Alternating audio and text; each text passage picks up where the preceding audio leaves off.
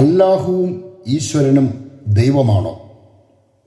യേശുവായുടെ അതിവിശുദ്ധമായ പേരിന് മഹത്വമുണ്ടായിരിക്കട്ടെ. ക്രിസ്തുവിൻ്റെ പുനരാഗമനവുമായി ബന്ധപ്പെട്ട് മനോവ നൽകിക്കൊണ്ടിരിക്കുന്ന സന്ദേശങ്ങളുടെ പുതിയൊരു അധ്യായത്തിലേക്ക് എല്ലാവർക്കും സ്വാഗതം. ഈ ചാനൽ ഇതുവരെയും സബ്സ്ക്രൈബ് ചെയ്തിട്ടില്ലാത്തവർ സബ്സ്ക്രൈബ് ചെയ്യുകയും മറ്റുള്ളവരിലേക്ക് ഈ സന്ദേശം എത്തണമെന്ന് ആഗ്രഹിക്കുന്നവർ ഷെയർ ചെയ്യുകയും ചെയ്താൽ അതുവഴി നിങ്ങൾക്കും മനോവയുടെ ശുശ്രൂഷയിൽ പങ്കാളികളാകാൻ കഴിയും. ദൈവജനം അനിവാര്യമായി അറിഞ്ഞിരിക്കേണ്ട സത്യങ്ങളാണ് മനോവ ഈ യൂട്യൂബ് ചാനലിലൂടെ നൽകിക്കൊണ്ടിരിക്കുന്നത്. സത്യം അറിയാൻ ദൈവത്താൽ വിളിക്കപ്പെട്ടവർക്ക് യേശുവ എന്ന പേരിലുള്ള ആശംസകൾ ആദ്യമായി അറിയിക്കുന്നു. അല്ലാഹുവും ഈശ്വരനും ദൈവമാണോ? അനേകം ക്രൈസ്തവർ വഞ്ചിക്കപ്പെട്ട രണ്ട് പേരുകളാണ് അല്ലാഹു, ഈശ്വരൻ എന്നിവ. ദൈവം എന്ന് അർത്ഥം വരുന്ന രണ്ട് പദങ്ങളായി ഇവയെ പരിഗണിച്ചതാണ് ഈ വഞ്ചിക്കപ്പെടലിന് ആധാരം. സാത്താൻ കൗശലപൂർവം ഒരുക്കിയ കെണിയിൽ ക്രൈസ്തവർ അകപ്പെട്ടു എന്നതാണ് യഥാർത്ഥ സത്യം. ക്രൈസ്തവരല്ലാത്തവരും ഈ വഞ്ചനയിൽ കുരുങ്ങിയിട്ടുണ്ടെങ്കിലും അവർ കുരുങ്ങിയത് അവർ തന്നെ വിരിച്ച വലയിലായതുകൊണ്ട് മറ്റാരെയും കുറ്റപ്പെടുത്താൻ കഴിയില്ല. മാത്രവുമല്ല, വിജാതിയർ ഇപ്പോൾ ആയിരിക്കുന്ന അവസ്ഥയേക്കാൾ വലിയൊരു ദുരന്തം അവർക്ക് സംഭവിക്കാനില്ല എന്ന യാഥാർത്ഥ്യവും നമുക്ക് മുൻപിലുണ്ട്. വിജാതീയതയിൽ കെട്ടിയിടപ്പെടുക എന്നതാണ് ഒരു മനുഷ്യൻ്റെ ജീവിതത്തിൽ സംഭവിക്കാവുന്നതിലേക്കും വച്ച് ഏറ്റവും വലിയ ദുരന്തം. വിജാതീയരെ സംബന്ധിച്ചിടത്തോളം അല്ലാഹുവിനെ വിളിച്ചാലും ഈശ്വരനെ വിളിച്ചാലും വിളി കേൾക്കുന്നത് ഒരുവൻ തന്നെയായിരിക്കും. എന്തെന്നാൽ ഇസ്ലാം എന്നോ ഹിന്ദുവെന്നോ വ്യത്യാസമില്ലാതെ എല്ലാ വിജാതീയരും ആരാധിക്കുന്നത് ഒരേ പിശാചിനെ തന്നെയാണെന്ന് നമുക്കറിയാം. അതിനാൽ തന്നെ ഈശ്വരനും അല്ലാഹുവും കെണിയായി ഭവിക്കുന്നത് വിജാതീയർക്കല്ല, ക്രൈസ്തവർക്കാണ്. അതായത് അല്ലാഹുവും ഈശ്വരനും ദൈവമല്ല എന്ന സത്യം ഗ്രഹിക്കുന്നില്ല എങ്കിൽ നിത്യജീവന നിയോഗം ലഭിച്ചിരിക്കുന്ന ക്രിസ്ത്യാനിയെ സംബന്ധിച്ചിടത്തോളം അത് ആത്മനാശം വിതയ്ക്കുന്നു. സത്യദൈവത്തെ കൂടാതെ അസത്യ ദൈവങ്ങളും മനുഷ്യരാൽ സേവിക്കപ്പെടുന്നുണ്ട്. അതായത് മനുഷ്യനെ സൃഷ്ടിച്ച ദൈവത്തെ മാത്രമല്ല മനുഷ്യൻ സേവിക്കുകയും ആരാധിക്കുകയും ചെയ്യുന്നത്, മറിച്ച് മനുഷ്യരാൽ സൃഷ്ടിക്കപ്പെട്ട അസത്യ ദൈവങ്ങളെയും മനുഷ്യൻ ആരാധിക്കുകയും സേവിക്കുകയും ചെയ്യുന്നു. ഇത്തരം അസത്യ ദൈവങ്ങളുടെ ആരാധനയെയാണ് വിഗ്രഹാരാധന എന്ന് പറയുന്നത്. വിഗ്രഹാരാധകർ തങ്ങളുടെ ആരാധനാമൂർത്തികളായ വിഗ്രഹങ്ങൾക്ക് പേരുകളും നൽകിയിട്ടുണ്ട്. അവയുടെ ആരാധകരും സൃഷ്ടാക്കളുമായ മനുഷ്യർ നൽകിയ പേരുകളിൽ അവ അറിയപ്പെടുന്നു. എന്നാൽ സത്യദൈവത്തിന് പേരിട്ടത് മനുഷ്യരിലാരുമല്ല, മറിച്ച് അവിടുന്ന് തന്നെ തൻ്റെ പേര് മനുഷ്യരോട് പ്രഖ്യാപിക്കുകയാണ് ചെയ്തത്. താൻ തെരഞ്ഞെടുത്ത തൻ്റെ സ്വന്തം ജനമായ ഇസ്രായേലിനോട് അവിടുന്ന് പ്രഖ്യാപിച്ച അവിടുത്തെ പേര് യാഹ്വേ എന്നാണ്. തൻ്റെ പേര് വെളിപ്പെടുത്തുക മാത്രമല്ല, ആ പേരിനെ സംബന്ധിക്കുന്ന ഒരു കൽപ്പന കൂടി അവിടുന്ന് പ്രഖ്യാപിച്ചു. ആ കൽപ്പന ഇതാണ് എന്നേക്കും എൻ്റെ പേര്. അങ്ങനെ സർവ പുരുഷാന്തരങ്ങളിലൂടെയും ഈ പേരിൽ ഞാൻ അനുസ്മരിക്കപ്പെടണം. പുറപ്പാടിൻ്റെ പുസ്തകം 3-ാം അധ്യായം 15-ാം വാക്യം. ഇതിൽ നിന്ന് നാം എന്താണ് മനസ്സിലാക്കേണ്ടത്? സർവശക്തനായ ദൈവം പ്രഖ്യാപിച്ച അവിടുത്തെ പരിശുദ്ധമായ പേരിനെ പരിഷ്കരിക്കാൻ മനുഷ്യർക്ക് അവകാശമില്ലെന്ന് തന്നെയല്ലേ നാം മനസ്സിലാക്കേണ്ടത്? വ്യാജ ദൈവങ്ങൾക്ക് അവരുടെ സൃഷ്ടാക്കളും ആരാധകരുമായ മനുഷ്യർ നൽകിയ പേരുകളിൽ പോലും യാതൊരു പരിഷ്കാരവും വരുത്തുന്നില്ലെന്നിരിക്കെ സത്യദൈവം തൻ്റെ കല്ലേ പിളർക്കുന്ന കൽപ്പനയിലൂടെ സ്ഥിരപ്പെടുത്തിയ അവിടുത്തെ പേരിനെ വികലമാക്കാൻ ശ്രമിക്കുന്നവരുടെ ലക്ഷ്യമെന്താണെന്ന് നാം തിരിച്ചറിയണം. പേരുകൾക്ക് പരിഭാഷ ഇല്ല എന്നത് ഒരു സാമാന്യ തത്വമാണ്. വ്യാജ ദൈവങ്ങളുടെ ആരാധകർ ഇക്കാര്യത്തിൽ യാതൊരു വിട്ടുവീഴ്ചയ്ക്കും തയ്യാറാകുന്നില്ലെന്ന് നമുക്കറിയാം. ഏതു ദേശത്തും ഏതു ഭാഷയിലും ഒരേ സ്വരത്തിൽ അവർ തങ്ങളുടെ ആരാധനാമൂർത്തികളെ വിളിച്ചപേക്ഷിക്കുന്നു. പേരിൻ്റെ പ്രാധാന്യത്തെക്കുറിച്ച് തങ്ങളുടെ ദേവന്മാരിൽ നിന്ന് എന്തെങ്കിലും കൽപ്പനകൾ ലഭിച്ചതുകൊണ്ടല്ല അവർ അങ്ങനെ ചെയ്യുന്നത്. പേരുകൾ പരിഭാഷപ്പെടുത്തുകയോ പരിഷ്കരിക്കുകയോ ചെയ്യരുതെന്ന് വിഗ്രഹങ്ങൾ നിർമ്മിച്ചവരോ അതിനു പേരിട്ടവരോ പറഞ്ഞിട്ടില്ല. എന്നിട്ടും അവർ തങ്ങളുടെ ദേവന്മാരെ തനതു ഭാവത്തോടെ നിലനിർത്താൻ ശ്രദ്ധിക്കുന്നു. ഇവിടെ ഒരു വചനം ശ്രദ്ധിക്കുക. ഏതെങ്കിലും ജനത തങ്ങളുടെ ദേവന്മാരെ മാറിയിട്ടുണ്ടോ? അവ വ്യാജ ദേവന്മാരായിരുന്നെങ്കിൽ തന്നെ. എന്നാൽ എൻ്റെ ജനം വ്യർത്ഥതയ്ക്ക് വേണ്ടി തങ്ങളുടെ മഹത്വം കൈവെടിഞ്ഞിരിക്കുന്നു. യിരെമ്യാവിൻ്റെ പുസ്തകം 2-ാം അധ്യായം 11-ാം വാക്യം. വ്യാജ ദേവന്മാരായിരുന്നിട്ട് പോലും തങ്ങളുടെ ആരാധനാമൂർത്തികളെ മാറ്റമില്ലാതെ നിലനിർത്താൻ വിജാതിയർ പുലർത്തുന്ന ജാഗ്രത കാണുമ്പോഴെങ്കിലും ദൈവജനം ലജ്ജിച്ച് തല താഴ്ത്തണം. ദൈവത്തെ സംബന്ധിച്ച് അജ്ഞതയിൽ ജീവിക്കുന്ന വിജാതിയരേക്കാൾ അധപ്പതിച്ച അവസ്ഥയിലാണ് ക്രൈസ്തവർ ഇന്നുള്ളത്. അതായത് വിജാതിയരെ പോലെ തന്നെ ദൈവജനവും ദൈവത്തെ പൂർണ്ണതയിൽ അറിയുന്നില്ല. ദൈവത്തിൻ്റെ നാമം മറയ്ക്കപ്പെട്ടതുമൂലം വന്നുഭവിച്ച ദുരന്തമാണിത്. അന്യദേവന്മാരുടെ നാമങ്ങൾ പോലും സത്യദൈവത്തിന് ചാർത്തിക്കൊടുക്കാൻ തക്കവിധം മിഥ്യാബോധം ക്രൈസ്തവരെ ഗ്രസിച്ചിരിക്കുന്നു. അല്ലാഹുവും ഈശ്വരനും ദൈവത്തിൻ്റെ പര്യായ പദങ്ങളായി പരിഗണിക്കാൻ ക്രൈസ്തവ നാമധാരികളെ പ്രേരിപ്പിച്ചത് ഈ മിഥ്യാബോധമാണ്. അതായത് വിജാതിയർ തങ്ങളുടെ ആരാധനാമൂർത്തികൾക്ക് നൽകിയിരിക്കുന്ന പേരുകളെപ്പോലും സാമാന്യനാമമായി തെറ്റിദ്ധരിക്കുന്ന അവസ്ഥ ക്രൈസ്തവരുടെ ഇടയിലുണ്ട്. ദൈവം എന്നത് ഒരു പദവിയാണ്, അതൊരു പേരല്ല. സാമാന്യനാമങ്ങളിൽ ഒന്നാണ് ദൈവം. കൂടാതെ മനുഷ്യൻ, പുഴ, നദി, മൃഗം, മലകൾ എന്നതെല്ലാം സാമാന്യനാമങ്ങളാണ്. എന്നാൽ മനുഷ്യർക്കും നദികൾക്കും പുഴകൾക്കുമെല്ലാം പേരുകളുണ്ട്. അങ്ങനെയുള്ള പേരുകൾക്ക് സംജ്ഞാനാമം എന്ന് പറയുന്നു. തോമസ്, രാമൻ, ബീരാൻ, ഭാരതപ്പുഴ, മീനച്ചിലാർ, പമ്പ, ആനമുടി എന്നതൊക്കെ സംജ്ഞാനാമങ്ങളാണ്. മനുഷ്യൻ, നദി, മല തുടങ്ങിയ സാമാന്യനാമങ്ങൾക്ക് നൽകപ്പെട്ടിരിക്കുന്ന സംജ്ഞാനാമങ്ങളാണ് ഇതെല്ലാം. സാമാന്യനാമത്തെ സംജ്ഞാനാമത്തിലൂടെ തിരിച്ചറിയുന്നു. അതായത് മനുഷ്യൻ എന്ന സാമാന്യനാമത്തെ തോമസ് എന്ന സംജ്ഞാനാമത്തിലൂടെ തിരിച്ചറിയുന്നു. മീനച്ചിലാർ എന്ന സംജ്ഞാനാമമാണ് പുഴ എന്ന സാമാന്യനാമത്തെ അഡ്രസ് ചെയ്യുന്നത്. എല്ലാ പുഴകളും ഭാരതപ്പുഴയല്ല, എന്നാൽ ഭാരതപ്പുഴ ഒരു പുഴയാണ്. അതുപോലെ എല്ലാ മനുഷ്യരും തോമസ് അല്ലെങ്കിലും തോമസ് ഒരു മനുഷ്യനാണ്. തോമസ് എന്ന സംജ്ഞാനാമത്തിലൂടെയാണ് മനുഷ്യൻ എന്ന സാമാന്യനാമമുള്ള ഒരുവനെ തിരിച്ചറിയുന്നത്. ദൈവം എന്നത് സംജ്ഞാനാമമല്ല, സാമാന്യനാമമാണ്. അല്ലാഹു, ഈശ്വരൻ എന്നീ സംജ്ഞാനാമങ്ങളെ സാമാന്യനാമങ്ങളായി തെറ്റിദ്ധരിച്ചതിലൂടെ വന്നുഭവിച്ച ദുരന്തത്തിൻ്റെ ആഴം വ്യക്തമാക്കാനാണ് ഇങ്ങനെ ഒരു വിവരണം ആവശ്യമായി വന്നത്. മറിച്ച് ക്രൈസ്തവരെ മലയാള വ്യാകരണം പഠിപ്പിക്കുക എന്ന ലക്ഷ്യം മനോവയ്ക്കില്ല.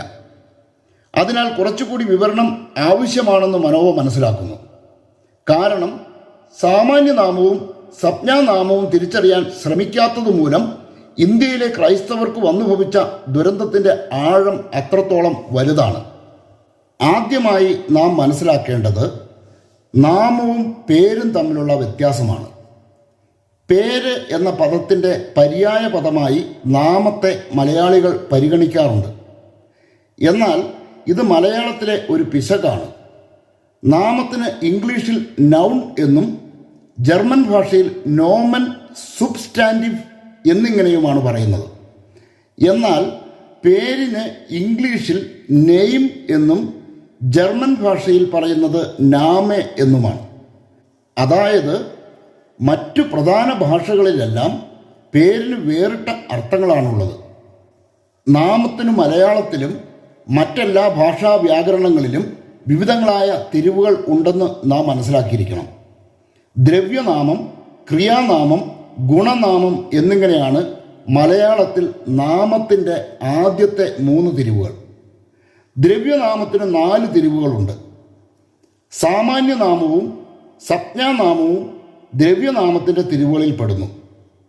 ദ്രവ്യനാമത്തിൻ്റെ 4 തിരിവുകൾ കൂടി മനസ്സിലാക്കിയതിന് ശേഷം പ്രധാന വിഷയത്തിലേക്ക് കടക്കാം. സംജ്ഞാനാമം, സാമാന്യനാമം, മേയാനാമം, സർവനാമം എന്നിവ ദ്രവ്യനാമത്തിൻ്റെ 4 തിരിവുകളാണ്.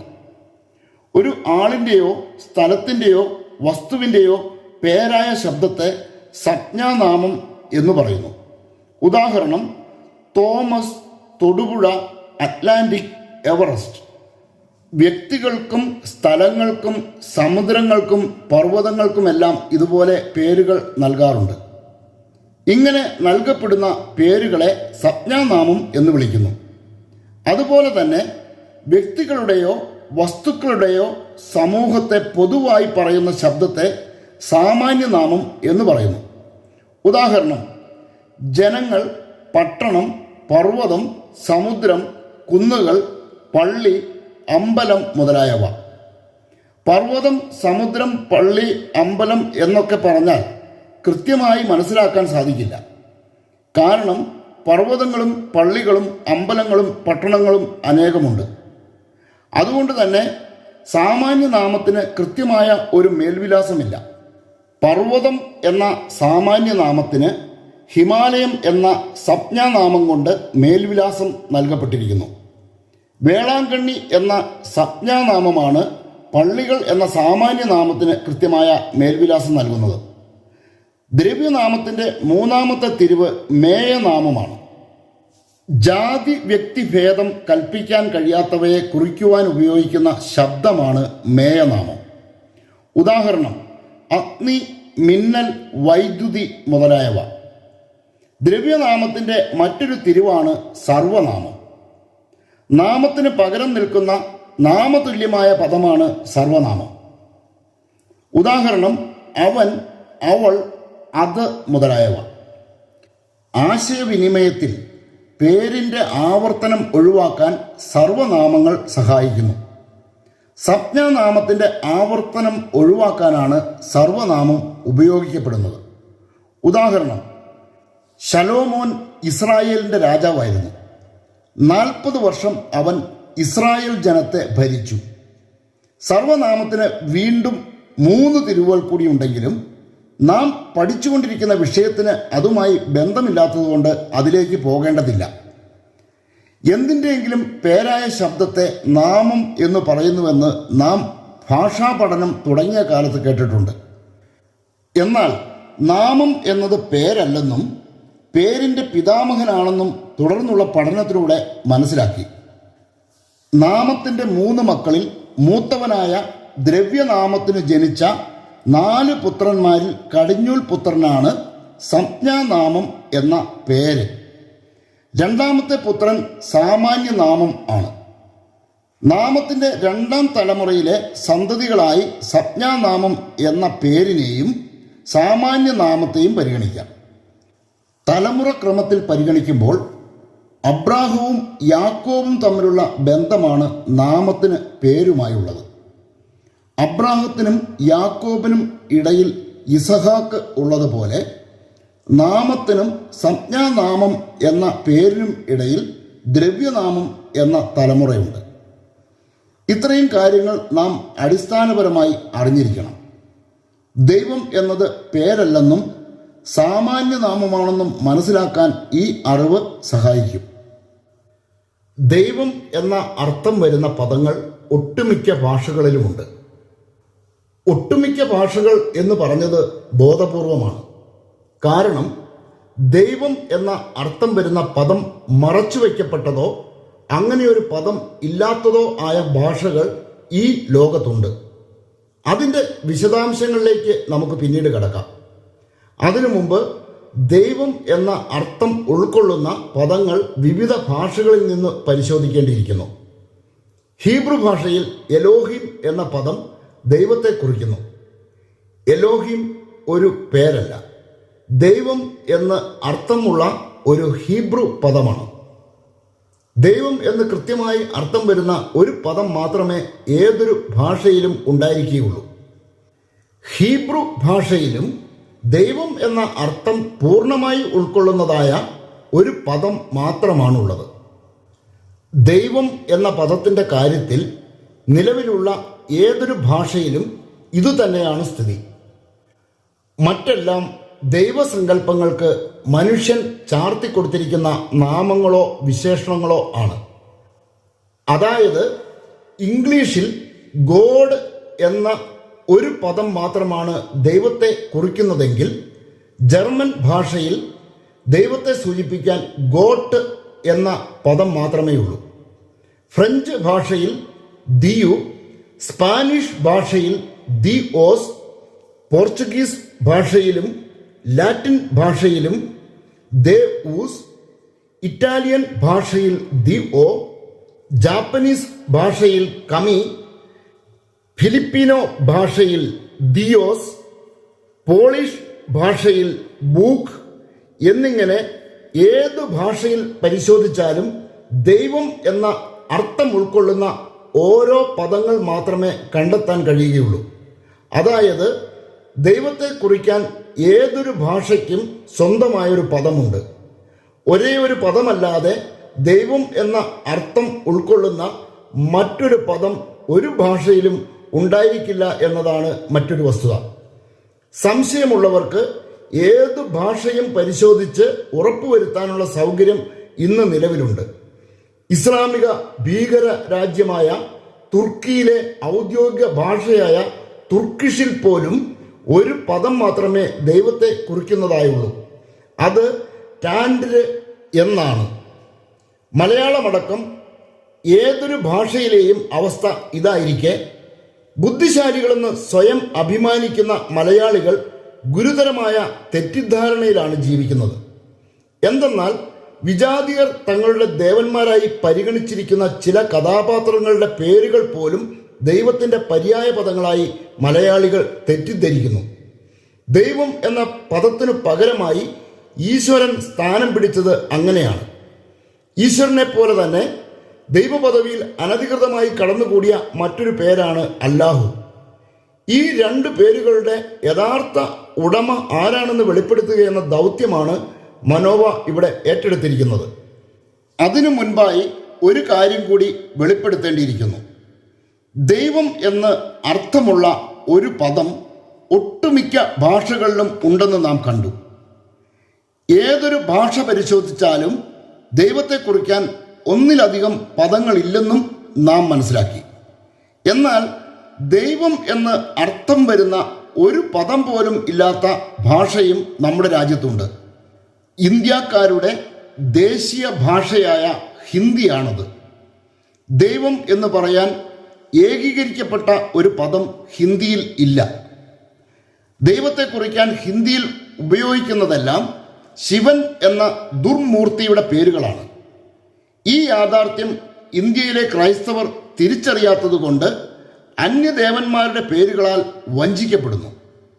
ഹിന്ദിയിൽ ദൈവം എന്ന് പറയാൻ ഉപയോഗിക്കുന്ന പ്രധാന പദം പരമേശ്വർ എന്നാണ്.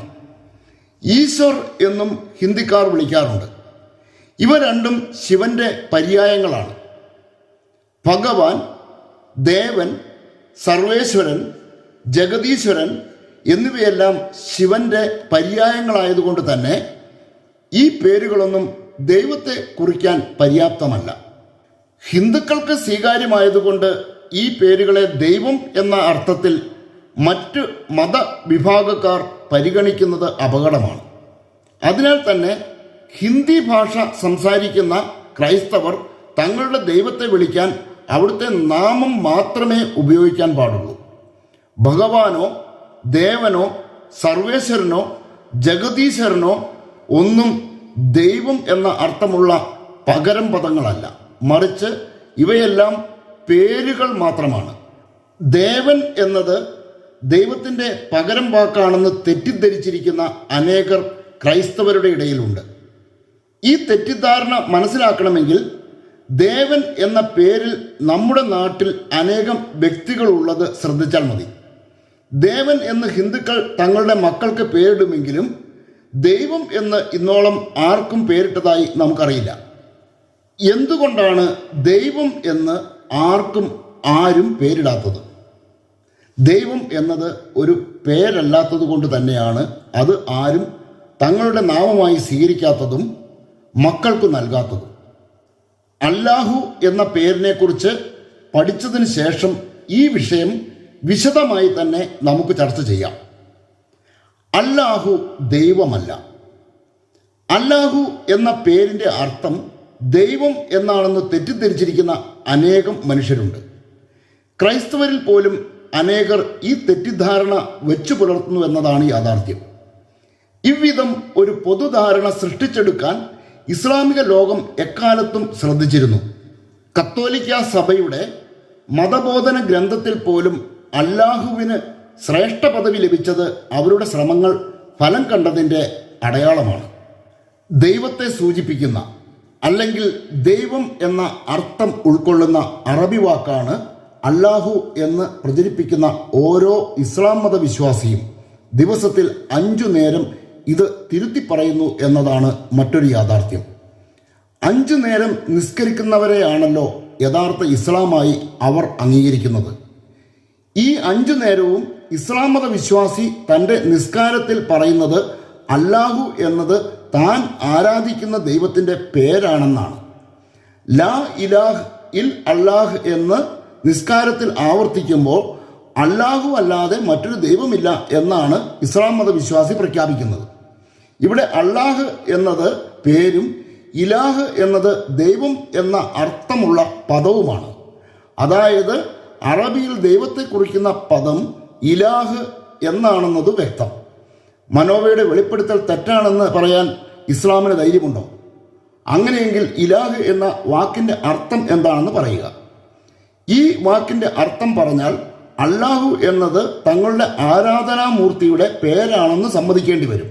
കാരണം ദൈവത്തെ സൂചിപ്പിക്കാൻ അറബിയിലുള്ള ഒരേ ഒരു പദം ഇലാഹ് എന്നാണ്. ലാ ഇലാഹ് ഇൽ യേശുവ എന്ന് പറഞ്ഞാൽ യേശുവ അല്ലാതെ വേറൊരു ദൈവമില്ല എന്നാണ്. ഇവിടെ യേശുവ എന്നത് ക്രിസ്ത്യാനികളുടെ ദൈവത്തിൻ്റെ പേരായിരിക്കുന്നത് പോലെ അല്ലാഹു എന്നത് ഇസ്ലാം ദൈവമായി പരിഗണിക്കുന്ന മൂർത്തിയുടെ പേരാണ്.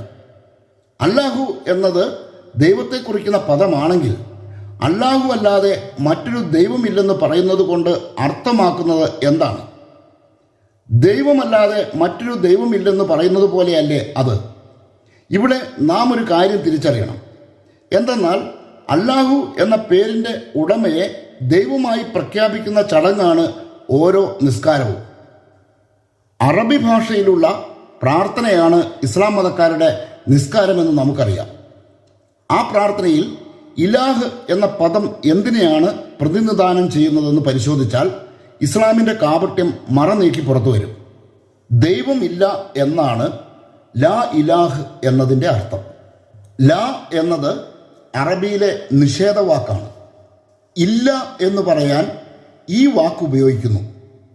അതുപോലെ ഇൽ അല്ലാഹ് എന്നതിൻ്റെ അർത്ഥം അല്ലാഹു അല്ലാതെ എന്നാണ്. ലാ ഇലാഹ് എന്നീ വാക്കുകളോടൊപ്പം ഇൽ അല്ലാഹ് എന്നുകൂടി ചേർക്കുമ്പോൾ ഇസ്ലാം മതക്കാർ നിരന്തരം ഉരുവിടുന്ന മന്ത്രമായി. അല്ലാഹുവിന് മാത്രമേ ആരാധനയും മഹത്വവും നൽകാൻ പാടുള്ളൂ എന്നതാണ് ഇസ്ലാമിൻ്റെ നിയമം.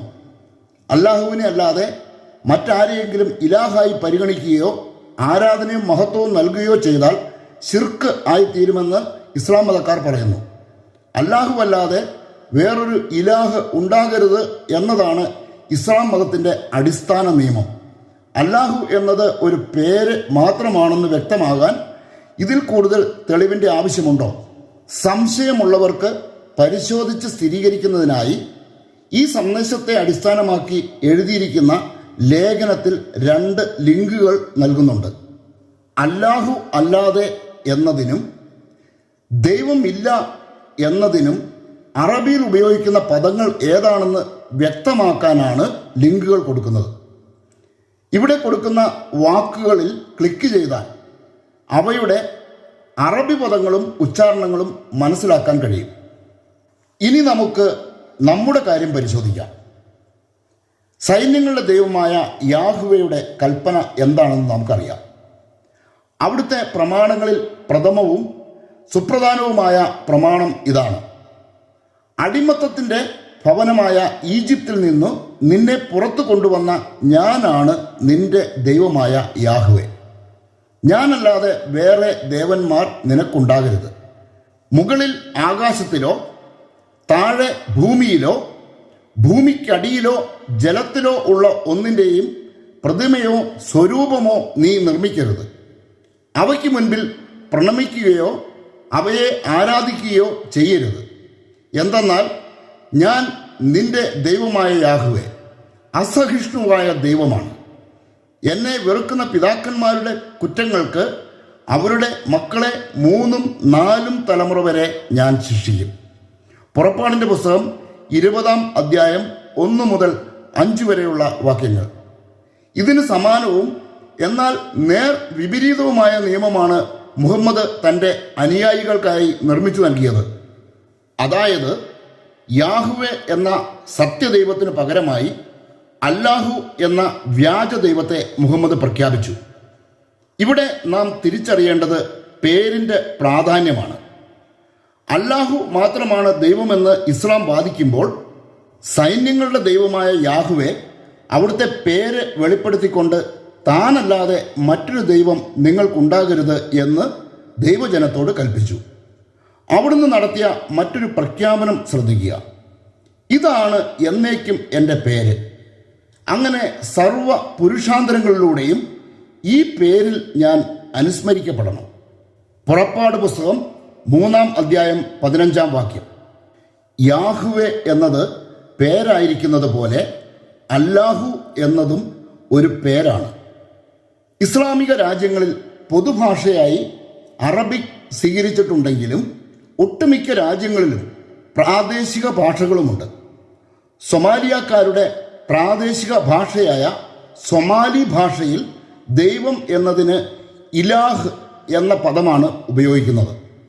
സംശയമുള്ളവർക്ക് സൊമാലി ഭാഷ പരിശോധിച്ച് ഉറപ്പുവരുത്താനുള്ള സൗകര്യം ഇന്ന് നിലവിലുണ്ട്. ഇതിൽ നിന്നെല്ലാം നാം ഒരു വലിയ സത്യം തിരിച്ചറിയണം. എന്തെന്നാൽ ദൈവം എന്ന് വിശേഷിപ്പിക്കപ്പെടുന്ന എല്ലാറ്റിനെയും സത്യദൈവമായി തെറ്റിദ്ധരിക്കരുത്. അതുപോലെ തന്നെ ദൈവം എന്ന അർത്ഥമുള്ള പദമാണെന്ന് തെറ്റിദ്ധരിച്ചുകൊണ്ട് വ്യാജ ദേവന്മാരുടെ പേരുകൾ അവറ്റകളുടെ സേവകർ പ്രചരിപ്പിക്കുന്നതിനെതിരെയും ജാഗ്രത പാലിക്കണം. ഈ മുന്നറിയിപ്പ് ശ്രദ്ധിക്കുക. ദൈവങ്ങൾ എന്ന് വിളിക്കപ്പെടുന്നവർ ആകാശത്തിലും ഭൂമിയിലും ഉണ്ടെന്നിരിക്കട്ടെ, അങ്ങനെ പല ദേവന്മാരും നാഥന്മാരും ഉണ്ടല്ലോ. കോറിന്തോസുകാർക്ക് എഴുതിയ 1-ാം ലേഖനം 8-ാം അധ്യായം 5-ാം വാക്യം. ഒരു ദൈവം മാത്രമേ ഉള്ളുവെങ്കിലും എല്ലാവരും വിശ്വസിക്കുന്നത് ആ ദൈവത്തെ അല്ല.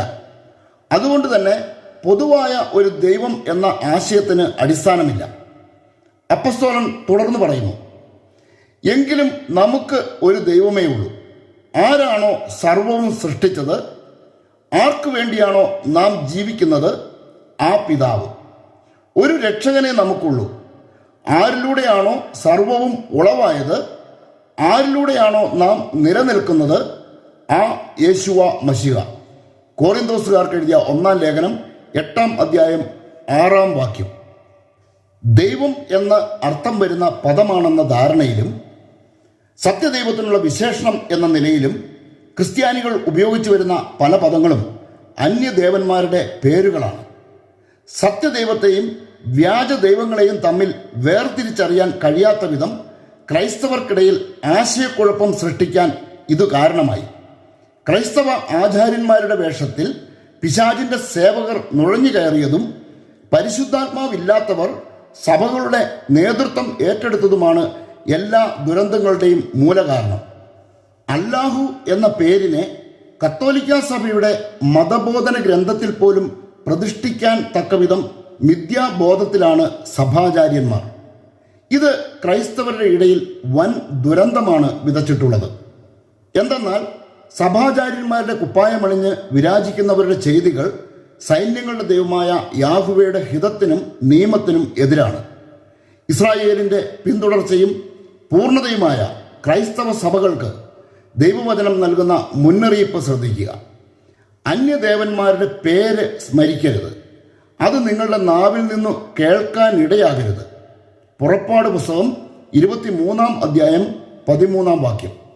ദൈവമക്കളായ ക്രൈസ്തവർ സ്മരിക്കാനോ ക്രൈസ്തവരുടെ നാവിൽ നിന്ന് കേൾക്കാനോ പാടില്ലെന്ന് ദൈവം കൽപ്പിച്ച പേരുകൾ തന്നെ അവിടുത്തെ വിളിക്കാനും വിശേഷിപ്പിക്കാനും ഉപയോഗിക്കുന്നത് എത്രത്തോളം അപകടമാണെന്ന് നാം തിരിച്ചറിയണം. അല്ലാഹുവിനെ ദൈവമാക്കി ഉയർത്തിക്കാട്ടേണ്ടത് ഇസ്ലാം മതക്കാരെ സംബന്ധിച്ചിടത്തോളം അവരുടെ ബാധ്യതയാണ്. എന്നാൽ ആ ബാധ്യത ഏറ്റെടുക്കാൻ ക്രൈസ്തവരുടെ ഇടയിൽ നിന്ന് ആചാര്യന്മാർ ഉയർന്നു വരുന്നത് ഗൗരവമായി നാം കാണണം. ആഗോളതലത്തിൽ അല്ലാഹുവിന് ദൈവിക പരിവേഷം നൽകാൻ ഇസ്ലാമിനോടൊപ്പം തോളോട് തോൾ ചേർന്ന് പ്രവർത്തിക്കുന്ന അധമ സംഘം ക്രൈസ്തവ സഭകളിൽ സ്ഥാനം പിടിച്ചിട്ടുണ്ട്. മതബോധന ഗ്രന്ഥങ്ങൾ തയ്യാറാക്കുന്നതും ആരാധനാക്രമം ചിട്ടപ്പെടുത്തുന്നതും ഈ സംഘങ്ങളാണ്. ഇന്ന് ഇക്കൂട്ടരുടെ നിയന്ത്രണത്തിലാണ് എല്ലാ ക്രൈസ്തവ സഭകളുടെയും സാങ്കേതിക വിഭാഗം. ദൈവദൂഷണപരമായ ആശയങ്ങൾ രൂപപ്പെടുത്തുന്നതിന് ലിറ്റർജിക്കൽ സെന്ററുകൾ ഇവർ സ്ഥാപിച്ചിട്ടുണ്ട്. വിശ്വാസികൾ തിരിച്ചറിയാത്ത വിധത്തിൽ അവരെ കൊണ്ട് എങ്ങനെ ദൈവദൂഷണം പറയിക്കാം എന്നതാണ് ഇവരുടെ ഗവേഷണ വിഷയം. വ്യാജ ദൈവങ്ങൾക്ക് സത്യദൈവത്തിൻ്റെ പരിവേഷം നൽകാനുള്ള ഗവേഷണവും ഇതിൻ്റെ ഭാഗമായി നടത്തപ്പെടുന്നു. സാംസ്കാരിക അനുരൂപണം എന്ന പേരിൽ വിജാതീയ അനുകരണങ്ങൾ ആരാധനകളിൽ സ്ഥാനം പിടിച്ചത് ഇവരുടെ ഗവേഷണ ഫലമായിട്ടാണ്. എളുപ്പത്തിൽ ആർക്കും തിരിച്ചറിയാൻ സാധിക്കാത്ത വിധത്തിൽ വിശ്വാസികളെ ദൈവദൂഷകരാക്കി മാറ്റുന്നതാണ് ഇവരുടെ രീതി. അല്ലാഹുവിനെ ദൈവമാക്കിയതും അങ്ങനെ തന്നെ. അന്താരാഷ്ട്ര തലത്തിൽ അല്ലാഹുവിനെയാണ് ഇവർ പ്രൊമോട്ട് ചെയ്യുന്നതെങ്കിൽ ഇന്ത്യയിൽ ഇവർ ഏറ്റെടുത്തിരിക്കുന്നത് ശിവൻ എന്ന പൈശാചിക മൂർത്തിയെയാണ്. ഇന്ത്യയിൽ മാത്രം ഒതുങ്ങിക്കഴിഞ്ഞിരുന്ന ഈ പൈശാചിക മൂർത്തിയെ ആഗോള തലത്തിലെത്തിക്കാൻ വിവിധങ്ങളായ പദ്ധതികളാണ് ഇല്ലൂമിനാറ്റികൾ ഐക്യരാഷ്ട്രസഭയുടെ മറവിൽ ആവിഷ്കരിച്ച് നടപ്പാക്കിക്കൊണ്ടിരിക്കുന്നത്. യോഗയുടെ പ്രചാരണം അതിൻ്റെ ഭാഗമാണ്. കൊറോണയെ പ്രതിരോധിക്കാൻ പോലും യോഗയ്ക്ക് ആകുമെന്ന് ലോകാരോഗ്യ സംഘടനയുടെ വിഡ്ഢിയായ മേധാവി ജൽപ്പിച്ചത് നാം കേട്ടു. ഹിന്ദുമതം ഉണ്ടാക്കിയവർക്ക് അതിനെ ആഗോളതലത്തിൽ പ്രചരിപ്പിക്കാനുള്ള ഉത്തരവാദിത്വവുമുണ്ട്. ആ ഉത്തരവാദിത്തമാണ് ഇല്ലൂമിനാറ്റി നിർവഹിച്ചുകൊണ്ടിരിക്കുന്നത്. ബ്രിട്ടീഷ് ഈസ്റ്റ് ഇന്ത്യ കമ്പനിയുടെ 400 വർഷത്തെ ഗവേഷണത്തിൻ്റെയും ആസൂത്രണത്തിൻ്റെയും ഫലമായി രൂപീകരിക്കപ്പെട്ട മതമാണ് ഹിന്ദുമതം. കമ്പനിക്ക് ഈ കരാർ നൽകിയത് ഇല്ലൂമിനാറ്റിയുടെ ആസ്ഥാന മന്ദിരമായ ബക്കിംഗ്ഹാം കൊട്ടാരത്തിൽ നിന്നാണ്. ഈ കൊട്ടാരത്തിൽ തന്നെയാണ് 1ഉം 2ഉം ലോകമഹായുദ്ധങ്ങൾ ആസൂത്രണം ചെയ്തതും. കത്തോലിക്ക സഭയെ നശിപ്പിക്കുക എന്നതായിരുന്നു ഈ യുദ്ധങ്ങളുടെ അടിസ്ഥാന ലക്ഷ്യം. ഇന്ത്യയിൽ സുവിശേഷ പ്രവർത്തനം നടത്തിയിരുന്ന പോർച്ചുഗീസുകാരെ തുരത്തിയതും ബ്രിട്ടീഷ് രാജകുടുംബത്തിൻ്റെ ഒത്താശയോടെയാണ്. ചിതറിക്കിടന്നിരുന്ന നാട്ടുരാജ്യങ്ങളെ ഒന്നാക്കി ഇന്ത്യ എന്ന ഒരു രാജ്യം ഉണ്ടാക്കിയതുപോലെ ചിതറിക്കിടന്നിരുന്ന വിഗ്രഹാരാധകരെ ഒരുമിപ്പിച്ച് ഹിന്ദുമതത്തിന് ഇവർ രൂപം കൊടുക്കുകയും ചെയ്തു. കൃത്യമായി പറഞ്ഞാൽ ആംഗ്ലിക്കൻ സഭയും ബ്രിട്ടീഷ് രാജകുടുംബവുമാണ് ഹിന്ദുമതത്തിൻ്റെ സ്ഥാപകർ. ഈ സത്യം അറിയണമെങ്കിൽ തിയോസഫിക്കൽ സൊസൈറ്റിയുടെ പ്രവർത്തനവും ആനി ബെസന്റിൻ്റെ ചരിത്രവും സൂക്ഷ്മമായി പഠിച്ചാൽ മതി. ഈ വിഷയത്തിലേക്ക് പ്രവേശിച്ചാൽ മുഖ്യ വിഷയത്തിൽ നിന്ന് വഴിമാറും എന്നതിനാൽ ഇവിടം കൊണ്ട് നിർത്തുന്നു. ഈശ്വരൻ എന്ന വിഷയത്തിലേക്ക് തന്നെ നമുക്ക് മടങ്ങി വരാം. ശിവന്റെ പര്യായ നാമങ്ങളാണ് പല ഇന്ത്യൻ ഭാഷകളിലും ദൈവത്തെ കുറിക്കാൻ ഉപയോഗിക്കുന്നത്.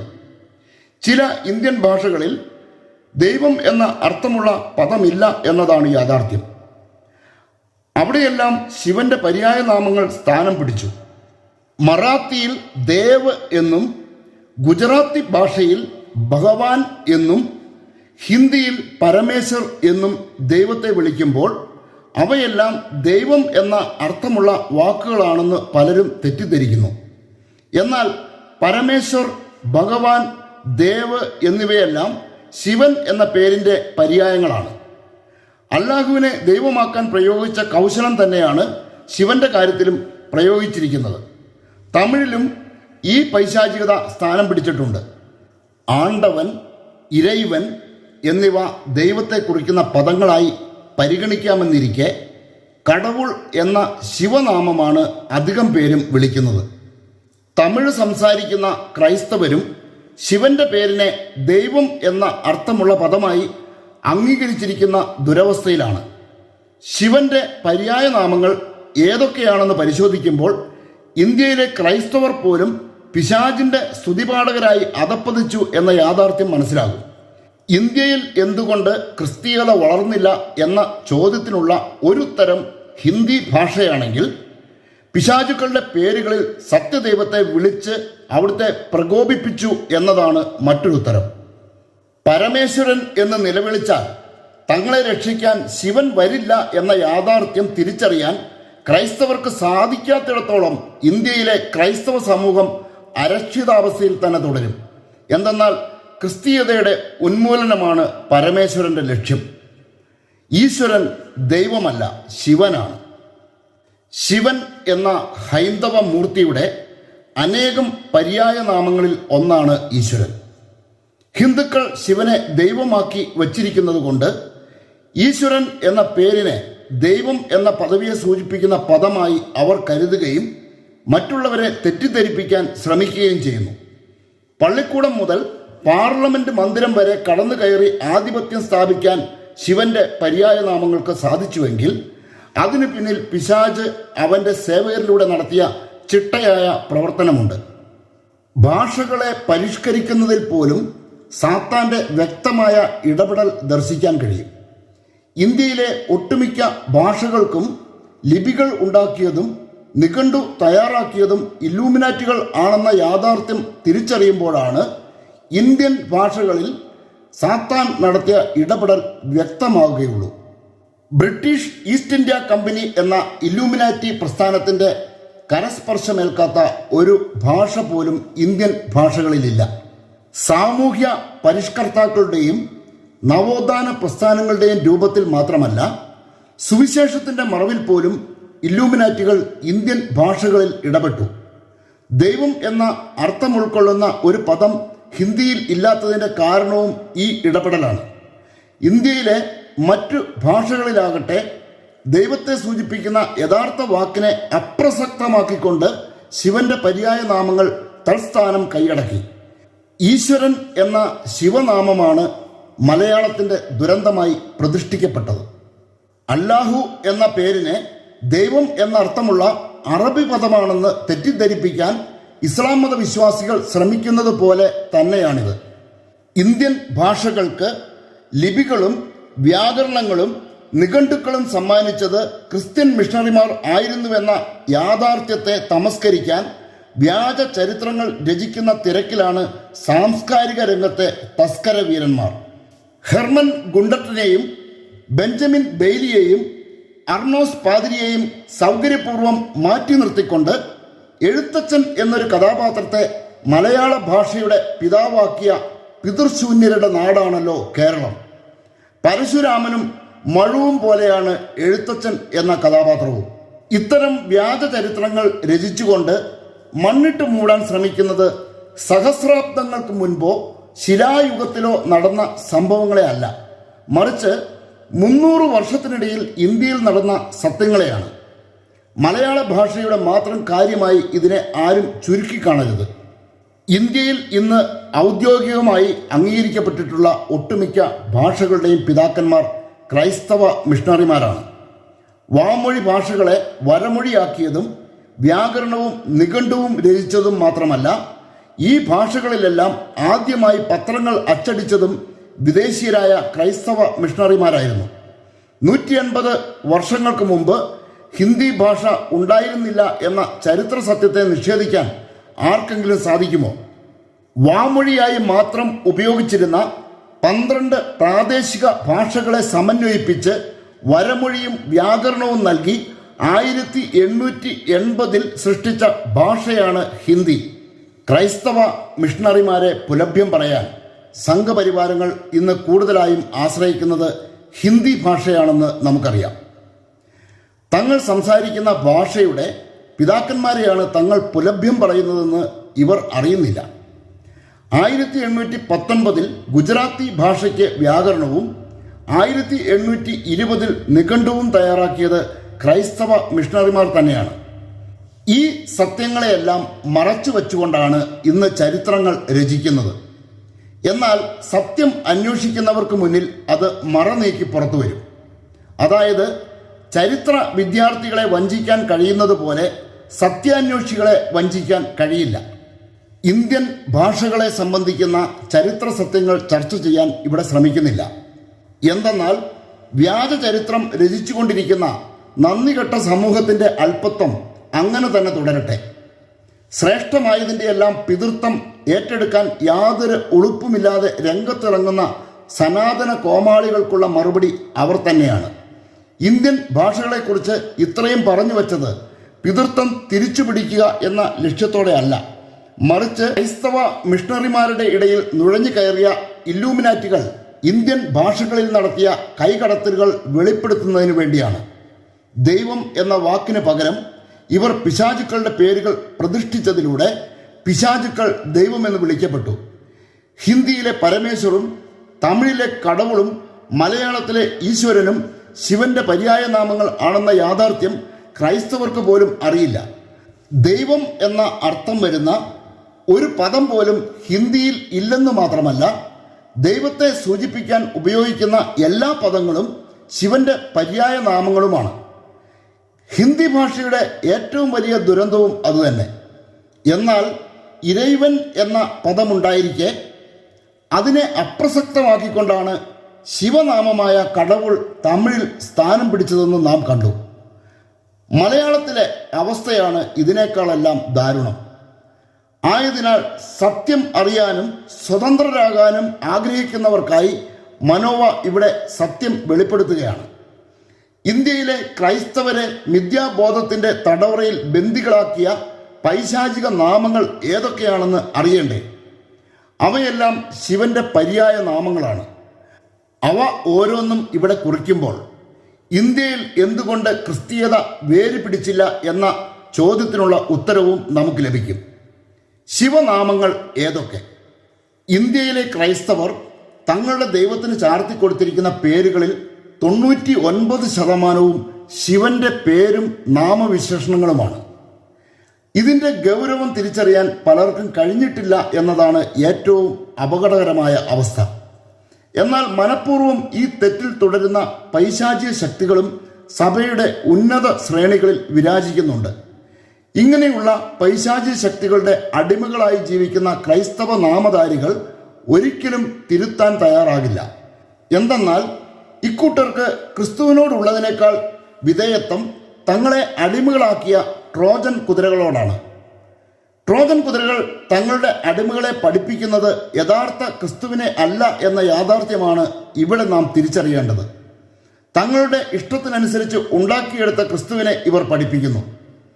കേപ്പായും പൗലോസുമൊക്കെ പ്രസംഗിച്ചത് ആദിയും അന്തവുമായ, ആൽഫയും ഒമേഗയുമായ മാറ്റമില്ലാത്ത ക്രിസ്തുവിനെയാണെങ്കിൽ ഇവർ പഠിപ്പിക്കുന്നത് കാലത്തിനനുസരിച്ച് കോലവും ശൈലിയും മാറുന്ന ക്രിസ്തുവിനെയാണ്. അതിനാൽ തന്നെ ഇവർ പ്രസംഗിക്കുന്നത് കേപ്പായും പൗലോസും പ്രസംഗിച്ച ക്രിസ്തുവിനെ അല്ല. കേപ്പ പ്രസംഗിച്ച ക്രിസ്തുവിൻ്റെ പേര് യേശുവ എന്നാണ്. സ്വർഗത്തിൽ നിന്ന് പ്രഖ്യാപിക്കപ്പെട്ട ഈ പേര് എന്നും അങ്ങനെ തന്നെ നിലനിൽക്കും. നമുക്ക് വിഷയത്തിലേക്ക് വരാം. ശിവന്റെ പര്യായ നാമങ്ങൾ ഏതെല്ലാമാണെന്ന് നോക്കാം. ശിവന്റെ പര്യായ നാമങ്ങൾ ഇവിടെ വ്യക്തമാക്കുമ്പോൾ അവയിൽ ഏതെല്ലാമാണ് ക്രൈസ്തവർ ഏറ്റെടുത്തിരിക്കുന്നതെന്ന് ഗൗരവത്തോടെ ചിന്തിക്കുകയും തിരുത്തുകയും വേണം. അജ്ഞത മൂലമാണ് പൈശാചികതയെ തോളിലേറ്റിയതെന്ന ന്യായീകരണത്തിൻ്റെ പ്രാബല്യം ഇന്നലെ വരെ മാത്രമായിരുന്നു എന്ന യാഥാർത്ഥ്യം ആരും വിസ്മരിക്കരുത്. മനോവ ഇതാ നിങ്ങൾക്ക് മുൻപിൽ സത്യം വെളിപ്പെടുത്തിയിരിക്കുന്നു.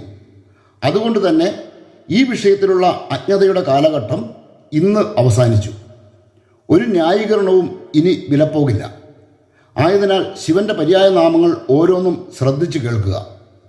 ശിവൻ പരബ്രഹ്മം, ബ്രഹ്മം, ദേവൻ, മഹാദേവൻ, ആദിദേവൻ, ദേവാദിദേവൻ, തേവർ, ഭഗവാൻ, ആദിശിവൻ, പരമശിവൻ, സദാശിവൻ, പരമേശ്വരൻ, മഹേശ്വരൻ, മഹാകാലേശ്വരൻ, ഓംകാരേശ്വരൻ, ജഗദീശ്വരൻ, അർദ്ധനാരീശ്വരൻ, ശരഭേശ്വരൻ, ദുർഗേശ്വരൻ, ഗൗരീശ്വരൻ, ഭുവനേശ്വരൻ, കൃഷ്ണേശ്വരൻ, നാഗേശ്വരൻ, ത്രയംബകേശ്വരൻ, മീനാക്ഷി സുന്ദരേശൻ, ലളിത ശിവകാമേശ്വരൻ, സർവേശ്വരൻ, ഈശ്വരൻ, ഈശൻ, മഹേശൻ, ഓംകാരൻ, കടവുൾ, ഭോലേനാഥ്, ശിവലിംഗ സ്വരൂപം, പാർവതി പരമേശ്വരൻ, ജഗത്നാഥൻ, വിശ്വനാഥൻ, സോമനാഥൻ, അംബികാനാഥൻ, കൈലാസനാഥൻ, കേദാർനാഥൻ, വൈദ്യനാഥൻ, ജഗത് പിതാവ്, ഭീമശങ്കരൻ, പഞ്ചവക്രൻ, മല്ലികാർജുന, രാമനാഥസ്വാമി, ലിംഗരാജൻ, ഗംഗാധരൻ, വിരൂപാക്ഷൻ, വിഷ്ണുവല്ലഭൻ, മൃത്യുഞ്ജയൻ, മഹർഷി, മഹാദന്തൻ, മഹായോഗി, പരമാത്മാവ്, ജ്യോതിർലിംഗമൂർത്തി, നവഗ്രഹമൂർത്തി, അഷ്ടമൂർത്തി, ശർവൻ, ഭവൻ, പശുപതി, ഈശാന, ഭീമ, രുദ്രൻ, മഹാദേവൻ, ഉഗ്രൻ എന്നിവയെല്ലാം ശിവന്റെ അനേകം പേരുകളിൽ ചിലതാണ്. സൂക്ഷ്മമായി നിരീക്ഷിക്കുന്നവർക്ക് മനസ്സിലാക്കാൻ കഴിയുന്ന ചില യാഥാർത്ഥ്യങ്ങൾ ഈ പേരുകൾക്കിടയിലുണ്ട്. ബ്രഹ്മം, പരബ്രഹ്മം, വിഷ്ണു വല്ലഭൻ, ദേവാദിദേവൻ, ജഗന്നാഥൻ, പരമാത്മാവ്, ജഗത് പിതാവ്, സർവേശ്വരൻ എന്നീ പേരുകളിലൂടെ ഹിന്ദുമതത്തിൽ ശിവന്റെ സ്ഥാനം എന്താണെന്ന് വ്യക്തമാകുന്നു. ത്രിമൂർത്തികളെന്ന് ഹിന്ദുക്കൾ പറയുന്ന ബ്രഹ്മാവും വിഷ്ണുവും മഹേശനും ശിവൻ തന്നെയാണ്. ബ്രഹ്മം എന്നും വിഷ്ണു വല്ലഭനെന്നും മഹേശനെന്നും വിളിക്കപ്പെടുന്നത് ഒരുവൻ തന്നെ. ഈ ശിവന്റെ തലയിൽ ചൂടിയിരിക്കുന്ന ചന്ദ്രക്കലയും അള്ളാഹുവിൻ്റെ ചന്ദ്രക്കലയും തമ്മിൽ ചേർത്ത് വെച്ച് മനസ്സിലാക്കുമ്പോൾ അപ്പസ്തോലനായ പൗലോസിലൂടെ ക്രിസ്തു വെളിപ്പെടുത്തിയിരിക്കുന്ന സത്യത്തിൻ്റെ പൂർണ്ണത നമുക്ക് ഗ്രഹിക്കാൻ സാധിക്കും. ഇതാണ് ആ വെളിപ്പെടുത്തൽ. വിജാതിയർ ബലിയർപ്പിക്കുന്നത് പിശാചിനാണ്, ദൈവത്തിനല്ല എന്നാണ് ഞാൻ പറയുന്നത്. നിങ്ങൾ പിശാചുക്കളുടെ പങ്കാളികളാകാൻ ഞാൻ ആഗ്രഹിക്കുന്നില്ല. ഒരേ സമയം യേശുവായുടെ പാനപാത്രവും പിശാചുക്കളുടെ പാനപാത്രവും കുടിക്കാൻ നിങ്ങൾക്ക് സാധിക്കുകയില്ല. യേശുവായുടെ മേശയിലും പിശാചുക്കളുടെ മേശയിലും ഭാഗഭാക്കുകളാകാനും സാധിക്കുകയില്ല. യേശുവായിൽ നാം അസൂയ ഉണർത്തണമോ? നാം അവിടുത്തേക്കാൾ ശക്തരാണോ? കോറിന്തോസുകാർക്ക് എഴുതിയ 1-ാം ലേഖനം 10-ാം അധ്യായം 20 മുതൽ 22 വരെയുള്ള വാക്യങ്ങൾ. പിശാചുക്കളുടെ പേരിൽ അറിയപ്പെടേണ്ടവനാണോ നമ്മുടെ ദൈവമെന്ന് ഓരോരുത്തരും ചിന്തിക്കുക. എത്രമാത്രം ഗുരുതരമായ പാപത്തിലാണ് ഇന്ത്യയിലെ ക്രൈസ്തവരെന്ന് അപ്പോൾ മനസ്സിലാവും. ഈശ്വരൻ ദൈവമല്ല എന്നതിൻ്റെ മറ്റൊരു തെളിവാണ് ഈശ്വരി. ഈശ്വരൻ്റെ പത്നി എന്നാണ് ഈശ്വരിയുടെ അർത്ഥം. അതായത് ശിവന്റെ പത്നിയായ പാർവതിയുടെ വേറൊരു പേരാണ് ഈശ്വരി.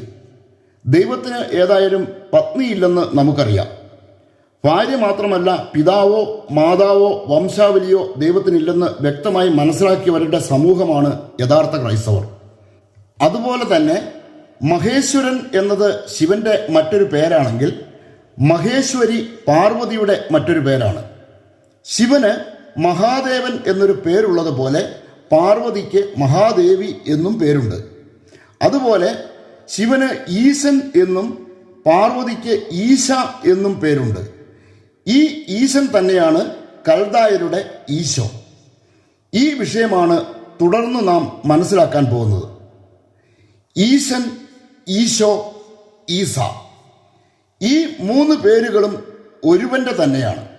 അതായത് ഈശോ എന്നത് ഒരു പേരല്ല, മറിച്ച് ഈശനെ വിളിക്കുമ്പോൾ പുറപ്പെടുന്ന ശബ്ദമാണ്. മലയാളികളുടെ ഇടയിൽ മാത്രമായി ഇങ്ങനെയൊരു പേരുണ്ടായതും അതുകൊണ്ട് തന്നെ. മലയാളികൾ ഒരു വ്യക്തിയെ വിളിക്കുന്നത് എങ്ങനെയാണെന്ന് പരിശോധിച്ചാൽ ഇക്കാര്യം വ്യക്തമാകും. ചില്ലക്ഷരത്തിൽ അവസാനിക്കുന്ന പേരിൻ്റെ ഉടമയെ വിളിക്കുമ്പോൾ ചില്ലക്ഷരത്തോടൊപ്പം ഒരു സ്വരാക്ഷരം കൂടി ചേർക്കപ്പെടുകയോ ചില്ലക്ഷരം ഒഴിവാക്കപ്പെടുകയോ ചെയ്യുന്നു. ഇൻ, ഇൺ, ഇൾ, എൽ, എർ എന്നീ ചില്ലക്ഷരങ്ങളിൽ അവസാനിക്കുന്ന പേരുകൾക്കാണ് ഈ പ്രത്യേകതയുള്ളത്. എൻ എന്ന ചില്ലക്ഷരത്തിൽ അവസാനിക്കുന്ന പേരുള്ള ഒരുവനെ വിളിക്കാൻ ഇൻ എന്ന ചില്ലക്ഷരത്തോട് എ എന്ന സ്വരാക്ഷരം ചേർക്കുകയോ എൻ എന്ന ചില്ലക്ഷരം പൂർണ്ണമായും ഉപേക്ഷിച്ച് തൊട്ടു മുൻപിലെ അക്ഷരത്തോട് ആ, എ, ഓ എന്നീ ദീർഘസ്വരാക്ഷരങ്ങളിൽ ഏതെങ്കിലും ചേർക്കുകയോ ചെയ്യുന്നു. ഈ 2 മാറ്റങ്ങളെയും ഉദാഹരണത്തിലൂടെ വ്യക്തമാക്കാം. എൻ എന്ന ചില്ലക്ഷരത്തിൽ അവസാനിക്കുന്ന പേരാണ് റോബിൻ. ഈ പേരിൻ്റെ ഉടമയെ മലയാളികൾ വിളിക്കുന്നത് റോബിനെ എന്നായിരിക്കും. എൻ എന്ന ചില്ലക്ഷരത്തോടൊപ്പം എ എന്ന ദീർഘസ്വരാക്ഷരം ചേർക്കപ്പെട്ടു. ജാസ്മിൻ, വിപിൻ എന്നീ പേരുകൾ വിളിക്കുമ്പോഴും ഈ മാറ്റം സംഭവിക്കുന്നുണ്ട്. വേറെയും അനേകം പേരുകളുണ്ടെങ്കിലും അവയൊന്നും ഇവിടെ കുറിക്കുന്നില്ല. ഇൽ എന്ന ചില്ലക്ഷരത്തിൽ അവസാനിക്കുന്ന പേരുകളിലും ഈ മാറ്റം നമുക്ക് മനസ്സിലാക്കാൻ കഴിയും. അമൽ എന്ന പേരിൻ്റെ ഉടമയെ അമലെ എന്നാണ് മലയാളികൾ വിളിക്കുന്നത്. പോൾ എന്ന പേരിൻ്റെ ഉടമയെ പോളെ എന്നും വിളിക്കുന്നു. മോൻ, മോൾ എന്നിവ ചേർത്തുള്ള പേരുകളിലും ഈ മാറ്റം ആവശ്യമാണ്. ജോൺ എന്ന വ്യക്തിയെ ജോണെ എന്ന് വിളിക്കുന്നതും ഈ മാറ്റം സംഭവിക്കുന്നത് കൊണ്ടാണ്. അതുപോലെ തന്നെ കുമാർ എന്നയാളെ കുമാറെ എന്ന് വിളിക്കുന്നു. എന്നാൽ കുമാരൻ എന്നാണ് ഒരുവൻ്റെ പേരെങ്കിൽ അവനെ സംബോധന ചെയ്യുമ്പോൾ അവൻ്റെ പേരിൽ നിന്ന് എൻ എന്ന ചില്ലാക്ഷരം ഒഴിവാക്കപ്പെടും. അവനെ കുമാര എന്നോ കുമാരോ എന്നോ വിളിക്കും. ദിനേശൻ, രാഘവൻ, വേലായുധൻ തുടങ്ങിയ പേരുകളിലെല്ലാം ഈ മാറ്റം ആവശ്യമാണ്. അതായത് ചില പേരുകളിൽ സംബോധന ചെയ്യുമ്പോൾ അവസാനത്തെ ചില്ലക്ഷരം ഒഴിവാക്കപ്പെടുകയും തൊട്ടു മുൻപത്തെ അക്ഷരത്തിൽ ദീർഘ സ്വരാക്ഷരം ചേർക്കപ്പെടുകയും വേണം. അങ്ങനെയുള്ള ചില പേരുകൾ കൂടി ഉദാഹരണത്തിനായി പരിശോധിക്കാം.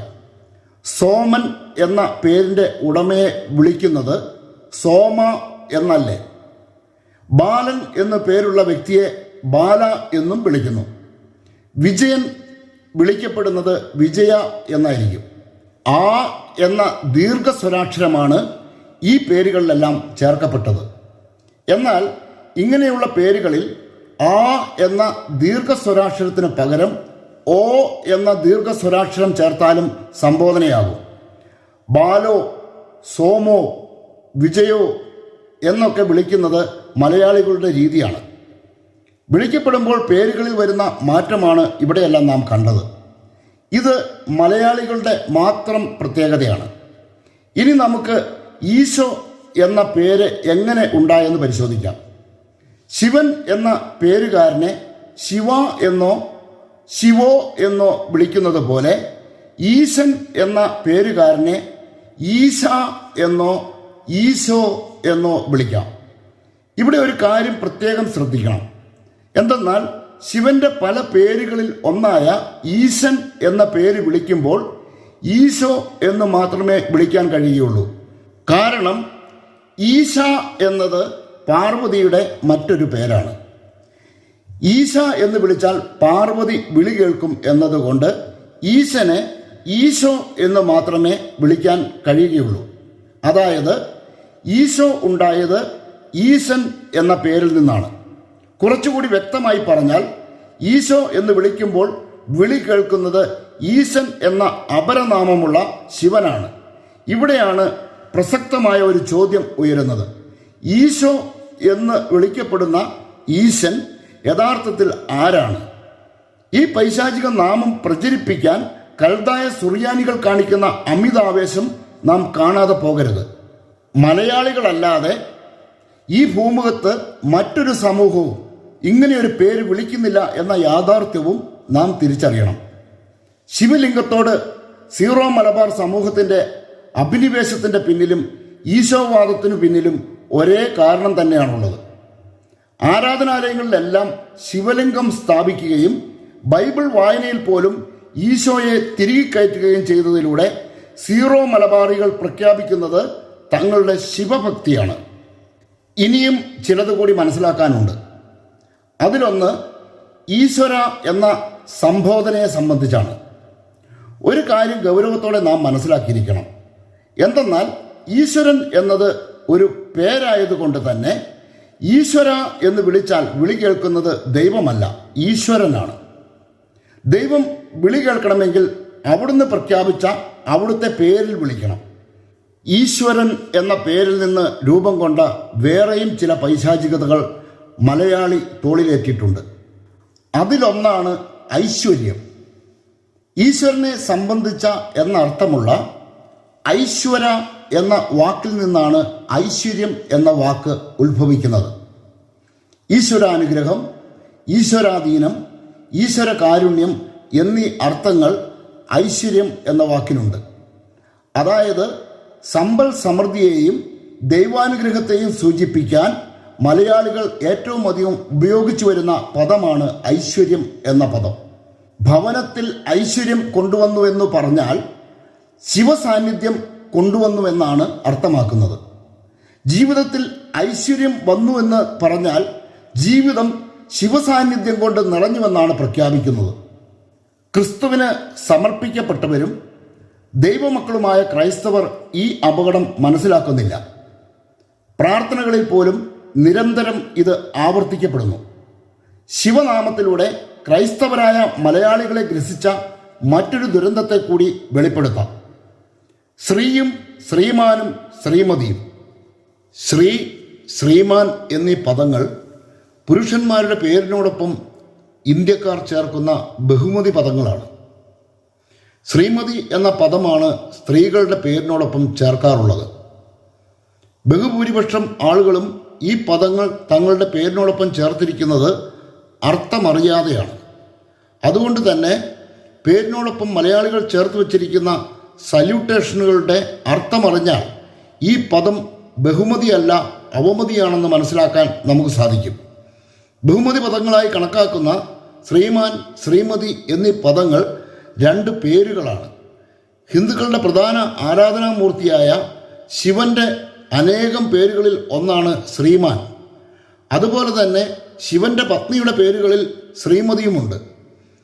അതിനാൽ ഒരു ക്രിസ്ത്യാനിയെ സംബന്ധിച്ചിടത്തോളം ഈ പേരുകൾ തങ്ങളുടെ പേരിനോടൊപ്പം ചേർക്കുന്നത് ബഹുമതിയാണോ അവമതിയാണോ എന്ന് ഓരോരുത്തരും സ്വയം ചിന്തിക്കുക. ശ്രീമാൻ എന്ന പേരിൻ്റെ ചുരുക്കമാണ് ശ്രീ. അതായത് ശ്രീമാൻ എന്നോ ശ്രീ എന്നോ ചേർത്ത് ഒരുവൻ സംബോധന ചെയ്യപ്പെടുമ്പോൾ അവൻ്റെ പേരിനോടൊപ്പം ശിവനെയും ചേർത്ത് വയ്ക്കുകയാണ് ചെയ്യുന്നത്. അതുപോലെ തന്നെ തങ്ങളുടെ പേരിനോടൊപ്പം ശ്രീമതി എന്ന് ചേർക്കുന്ന ഏതൊരു സ്ത്രീയും പാർവതിയെ വഹിക്കുന്നു.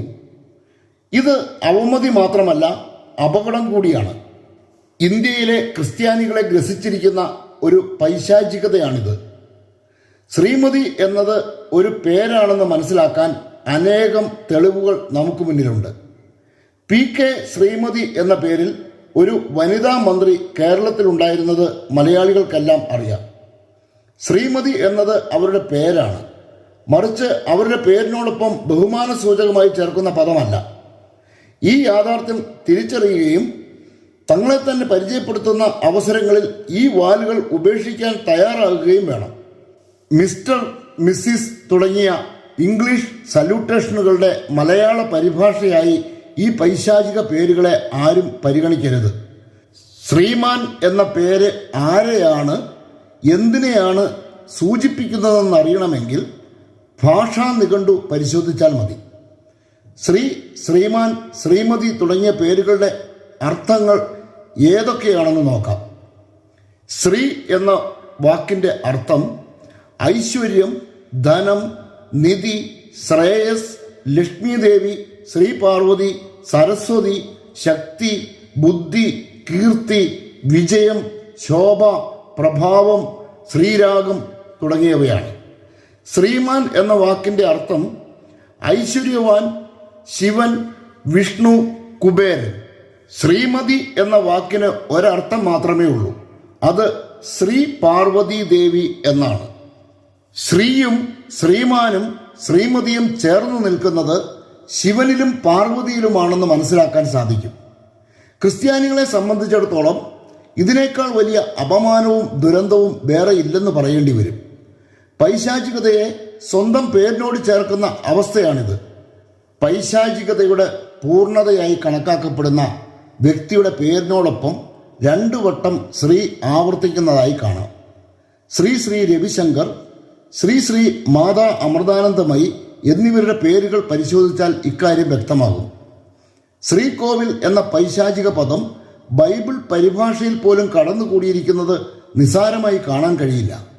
ശ്രീകോവിൽ എന്ന വാക്കിൻ്റെ അർത്ഥം ക്ഷേത്രത്തിലെ ഗർഭഗൃഹം, വിഗ്രഹം പ്രതിഷ്ഠിച്ചിരിക്കുന്ന സ്ഥലം, ശിവസാന്നിധ്യമുള്ള ഇടം എന്നൊക്കെയാണ്. യെരുശലേം ദൈവാലയത്തിലെ അതിവിശുദ്ധ മന്ദിരത്തിന് മലയാളം ബൈബിളിൽ നൽകിയിരിക്കുന്ന പരിഭാഷ ശ്രീകോവിൽ എന്നാണ്. സെബാസ്റ്റ്യൻ പൈനേടത്തിനെ പോലെയുള്ള നരകസന്തതികൾ ബൈബിൾ പരിഭാഷകരുടെ സംഘത്തിൽ കടന്നുകൂടിയതിൻ്റെ ദുരന്തമാണിത്. യെരുശലേമിലെ ദൈവാലയത്തെ ദേവാലയം അഥവാ ശിവക്ഷേത്രം ആക്കിയതിൻ്റെ പിന്നിലും പൈശാചിക ഇടപെടൽ ഉണ്ടായിട്ടുണ്ടെന്ന് മനസ്സിലാക്കേണ്ടിയിരിക്കുന്നു. ദേവാലയം എന്ന വാക്കിൻ്റെ അർത്ഥം ശിവക്ഷേത്രം എന്നാണ്. കേരളത്തിലെ ക്രൈസ്തവരുടെ ആരാധനാലയങ്ങളെയെല്ലാം ദേവാലയങ്ങൾ എന്ന് വിളിക്കുമ്പോൾ പൈശാചികതയുടെ സ്വാധീന ശക്തിയാണ് വെളിവാക്കപ്പെടുന്നത്. നിലവിളക്ക് എന്ന ശിവലിംഗം പ്രതിഷ്ഠിച്ചിരിക്കുന്ന കെട്ടിടത്തെ ദേവാലയമെന്നോ ശിവക്ഷേത്രമെന്നോ വിളിക്കുന്നതിൽ തെറ്റില്ലെന്നത് മറ്റൊരു പരമാർത്ഥം. ശ്രീ, ദേവൻ തുടങ്ങിയ പേരുകളെ സംബന്ധിച്ച് ഒരു പ്രധാന വെളിപ്പെടുത്തൽ കൂടിയുണ്ട്. 300 മുക്കോടി ദേവഗണങ്ങൾ ഹിന്ദുക്കൾക്കുണ്ടെന്നാണ് അവരുടെ അവകാശവാദം. ഈ ദേവഗണങ്ങളിൽ ചിലതിൻ്റെ പേരുകൾ മാത്രമേ ഹിന്ദുക്കൾ പോലും മനസ്സിലാക്കിയിട്ടുള്ളൂ. അറിയപ്പെടുന്ന അവതാരങ്ങളുടെയും മൂർത്തികളുടെയും പേരുകൾക്കൊപ്പം ശ്രീ എന്ന് ചേർത്താണ് വിളിക്കുന്നതെങ്കിലും ശിവനെ വിളിക്കുമ്പോൾ ശ്രീ എന്ന് ചേർക്കാറില്ല. എന്തുകൊണ്ടാണ് ഇതെന്ന് ആരെങ്കിലും ചിന്തിച്ചിട്ടുണ്ടോ? ഇല്ലെങ്കിൽ ചിന്തിക്കണം. ശ്രീ എന്നത് ശിവന്റെ തന്നെ മറ്റൊരു പേരായതുകൊണ്ടാണ് ശിവനെ ശ്രീ എന്ന് സംബോധന ചെയ്യാത്തത്. ഒരുവനെ വിളിക്കുമ്പോൾ അവൻ്റെ തന്നെ 2 പേരുകൾ ഒരുമിച്ച് വിളിക്കാറില്ല എന്നത് സ്വാഭാവികമായ കാര്യമാണ്. ശ്രീ ശിവനെന്നോ ശിവദേവനെന്നോ ഹിന്ദുക്കൾ ശിവനെ വിളിക്കാറില്ല. കൃഷ്ണനെയും രാമനെയും ഗണപതിയെയും മാത്രമല്ല ഹനുമാനെ പോലും സംബോധന ചെയ്യുന്നത് ശ്രീ എന്ന സല്യൂട്ടേഷൻ ചേർത്താണ്. ഗ്രീക്ക് പൈശാചികതയെ ഇന്ത്യയിലേക്ക് പറിച്ചു നട്ടപ്പോൾ അത് ഹിന്ദു മതമായി എന്നതാണ് യാഥാർത്ഥ്യം. ഈ സത്യം ഇംഗ്ലീഷ് ഈസ്റ്റ് ഇന്ത്യ കമ്പനിക്കും ബ്രിട്ടീഷ് രാജകുടുംബത്തിനും അറിയാം. ദേവലോകം അഥവാ നരകം. ശിവനാണ് ദേവൻ എങ്കിൽ ദേവലോകം എന്നത് നരകം തന്നെ. പിശാചിനെ മനുഷ്യരൂപത്തിൽ ചിത്രീകരിക്കുന്നുവെങ്കിൽ ശിവന് നൽകപ്പെട്ടിരിക്കുന്ന രൂപത്തേക്കാൾ ഇണക്കമുള്ള മറ്റൊരു രൂപം സങ്കല്പിക്കാൻ പോലും കഴിയില്ല. ദൈവം ശപിച്ചിട്ടുള്ളതും തിന്മയുടെ പ്രതീകവുമായ സർപ്പത്തെ കഴുത്തിൽ ആഭരണമായി ധരിച്ച രൂപത്തിലാണ് ശിവനെ ചിത്രീകരിച്ചിരിക്കുന്നത്. ശിവവിഗ്രഹത്തിൽ ആസകലം ദർശിക്കാൻ കഴിയുന്നത് തിന്മയുടെ പ്രതീകങ്ങളാണ്. ഈ ശിവന്റെ ലോകത്തെയാണ് ദേവലോകമെന്ന് പറയുന്നതെങ്കിൽ അതുതന്നെയാണ് നരകം. ശിവന്റെ ലോകമാണ് ദേവലോകം. 300 മുക്കോടി ദേവഗണങ്ങളും ശിവനിൽ നിന്നാണ് ഉത്ഭവിച്ചത്. ഒരു പിശാചിൽ നിന്ന് പുറപ്പെട്ട പിശാചുക്കൾ എന്ന് പറയുന്നതാണ് യഥാർത്ഥ സത്യം. ഇവറ്റകൾക്ക് പേരും രൂപങ്ങളും നൽകിയത് മനുഷ്യരാണെങ്കിലും ഇവറ്റകളുടെ യഥാർത്ഥ വാസസ്ഥലം നരകമാണ്. ഗ്രീക്ക് ദേവീദേവന്മാർക്ക് പുതിയ പേരുകളും രൂപങ്ങളും നൽകി ഇന്ത്യക്കാർക്ക് സമ്മാനിച്ചതും ഇവറ്റകളെക്കുറിച്ച് കഥകൾ ചമച്ചതും ഈസ്റ്റ് ഇന്ത്യ കമ്പനി എന്ന ഇലൂമിനാറ്റി സ്ഥാപനമാണെന്ന് നാം കണ്ടു. ബ്രഹ്മാവ്, വിഷ്ണു, മഹേശൻ എന്നീ ത്രിമൂർത്തികളെ സൃഷ്ടിച്ചതും ഇലൂമിനാറ്റികൾ തന്നെയാണ്. ക്രിസ്ത്യാനികൾക്ക് വേണ്ടി ഗ്രീക്കുകാർ ത്രിത്വത്തെ ത്രിമൂർത്തികൾ ആക്കിയതുപോലെ ഹിന്ദുക്കൾക്ക് ത്രിമൂർത്തികളെ സംഭാവന ചെയ്തത് ആംഗ്ലിക്കൻ സഭയാണെന്ന് പറഞ്ഞാൽ അതാണ് യാഥാർത്ഥ്യം. ഗ്രീക്ക് പൈശാചികതയും ആംഗ്ലിക്കൻ സഭയും തമ്മിൽ ഇഴപിരിയാത്ത ബന്ധമാണുള്ളത്. ഗ്രീക്ക് പൈശാചികതയുടെ പുത്തൻ പ്രചാരകരാണ് ആംഗ്ലിക്കൻ സഭയുടെ സ്വകാര്യ സ്ഥാപനമായ ഇല്ലൂമിനാറ്റി പ്രസ്ഥാനം. ശിവന്റെ അവതാരങ്ങളെ തന്നെയാണ് മഹാവിഷ്ണുവിൻ്റെ അവതാരങ്ങളെന്നും ദശാവതാരങ്ങളെന്നും ഹിന്ദുക്കൾ വിളിക്കുന്നത്. ഇതും ഗ്രീക്ക് മിത്തോളജിയിൽ നിന്ന് കടമെടുത്തതാണ്. 20-ലേറെ അവതാരങ്ങളാണ് ഗ്രീക്ക് മിത്തോളജിയിൽ ഉള്ളത്. അവയിൽ നിന്ന് 10 തിരഞ്ഞെടുത്ത് ഹിന്ദുക്കൾക്ക് നൽകി. ശിവനിൽ നിന്ന് ഉത്ഭവിച്ചതുകൊണ്ട് ഹൈന്ദവ അവതാരങ്ങളെയെല്ലാം അവറ്റകളുടെ പേരിനോടൊപ്പം പിതൃനാമവും ചേർത്ത് വിളിക്കുന്നു.